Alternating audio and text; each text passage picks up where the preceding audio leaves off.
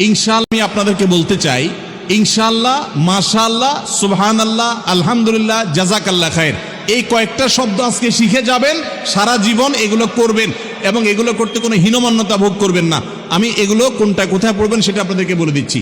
ভবিষ্যতে যত কাজ করবেন, একটা দোস্তকে বলতেছেন, দোস্ত আমি আসতেছি, অথবা এই কাজটা আমি করব, ভবিষ্যতে যাই করবেন সবগুলোতে বলবেন ইনশাআল্লাহ, মানে আল্লাহ যদি চান তাহলে আমি করব। আসলে তো আল্লাহ না চাইলে কি আমি করতে পারবো? আমি করব, কিন্তু আল্লাহ চাইলে। এই জন্য ভবিষ্যতে যত কিছু করবেন সবগুলোতে সাথে বলবেন ইনশাআল্লাহ। মনে থাকবে তো? আমরা অনেকে যাই না কোথায় ইনশাআল্লাহ কোথায় মাশাআল্লাহ বলা লাগে। এই জন্য ছোট ছোট বাচ্চাদেরকেও শিখিয়ে দিবেন। এই মুসলিম বিদ্বেষী এই কুলাঙ্গারের প্রতিবাদের অংশ হিসেবে এখন থেকে এই শব্দগুলো আমরা আরো বেশি বেশি করে চর্চা করব, বলবো। এই উসিলায় আজকে আমরা এগুলো ভালো করে শিখি এবং অন্যদেরকে শেখাবো। ভবিষ্যতে যত কাজ করব কি বলবো?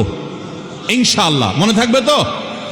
আমরা এখন থেকে ভবিষ্যতে যত কথা বলবো সব কথার সাথে ইনশাআল্লাহ বলবো, ইনশাআল্লাহ। তাহলে মনে থাকবে ভবিষ্যতের জন্য কোনো কিছু বলতে হলে কি বলবো? আর আল্লাহর কোনো নেয়ামত পাওয়ার পর, কোনো সুসংবাদ পাওয়ার পর, কোনো ভালো লাগা কাজ করার পর আল্লাহর প্রশংসা জ্ঞাপন করে বলবো আলহামদুলিল্লাহ। কেউ জিজ্ঞাসা করেছে খানা খেয়েছ? আলহামদুলিল্লাহ খেয়েছি। আজকে স্কুলে গিয়েছ? আলহামদুলিল্লাহ গিয়েছি। আল্লাহর কোনো একটা নেয়ামত পেয়েছি, সেই কথা যখনই বলতে যাব আল্লাহর প্রশংসা জ্ঞাপন করে তারপরে বলবো, তাহলে ইনশাআল্লাহ নেয়ামতটা বাড়ায় দিবেন। তাহলে যেটা আমার অতীতে হয়ে গেছে আল্লাহ দান করেছেন, বা কিছু দেখে আমার ভালো লাগা কাজ করেছে, তাহলে আমি বলবো আলহামদুলিল্লাহ। ভবিষ্যতে কিছু করব তখন বলবো ইনশাআল্লাহ।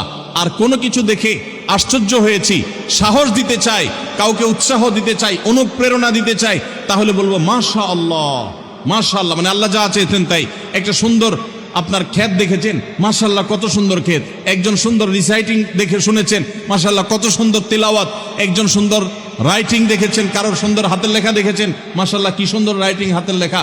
তাহলে কোনো কিছু দেখে যখন অভিভূত হবেন তখন বলবেন মাশাআল্লাহ। কোনো নেয়ামত পেয়েছেন সেই সংবাদ দিবেন, বা অতীতে কিছু করেছেন সেটা বলেছেন, বলবেন আলহামদুলিল্লাহ যদি সেটা ভালো কাজ হয়। আর ভবিষ্যতে কিছু করবেন বলবেন ইনশাআল্লাহ। আর আশ্চর্য হয়ে কোনো কিছু দেখে যে আশ্চর্য হয়ে আল্লাহর পবিত্রতা জ্ঞাপন করতে চান, তাহলে বলবেন সুবহানাল্লাহ। উপরে ওঠার সময় বলবেন আল্লাহু আকবার, সিঁড়ি দিয়ে যখন উপরে উঠবেন, নিচে যখন নামবেন তখন পড়বেন সুবহানাল্লাহ। এগুলো সুন্নাত। তাহলে আবার বলেন, ভবিষ্যতে কিছু বললে বলবেন ইনশাআল্লাহ। অতীতে কোনো ভালো কিছু করতে পেরেছেন সেটা বলতে গিয়ে বলবেন আলহামদুলিল্লাহ। আর কোনো ভালো কিছু দেখে অভিভূত হয়েছেন তাহলে বলবেন মাশাআল্লাহ। এবং কোনো কিছু দেখে আশ্চর্য হয়ে আল্লাহর পবিত্রতা জ্ঞাপন করছেন বলবেন সুবহানাল্লাহ। উপরে ওঠার সময় পড়বেন আল্লাহু আকবার, নিচে নামার সময় বলবেন সুবহানাল্লাহ।